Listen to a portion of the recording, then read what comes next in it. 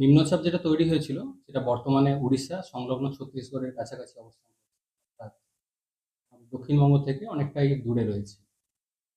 তবে বৃষ্টিপাত দক্ষিণবঙ্গের জেলাগুলিতে কন্টিনিউ করবে আগামী 4-5 দিন। প্রধানত হালকা থেকে মাঝারি ধরনের বৃষ্টিপাতই থাকবে। একটু বাড়বে 22 থেকে 23 তারিখ, এই পিরিয়ডটার মধ্যে। প্রধানত হালকা থেকে মাঝারি ধরনের বৃষ্টি থাকবে। আদারওয়াইজ 22 থেকে 23-এর মধ্যে বৃষ্টিপাতের পরিমাণ সামান্য একটু বাড়বে। দু এক জায়গায় লোকালাইজড ভারী বৃষ্টির সম্ভাবনা থাকছে 22 থেকে 23-এর মধ্যে।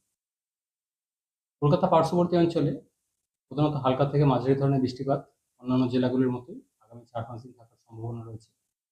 বৃষ্টিপাতের পরিমাণ কলকাতার ক্ষেত্রে সামান্য একটু বাড়ার সম্ভাবনা রয়েছে 22 থেকে 23। তাপমাত্রার খুব একটা উল্লেখযোগ্য পরিবর্তন থাকবে না আগামী 5 দিন।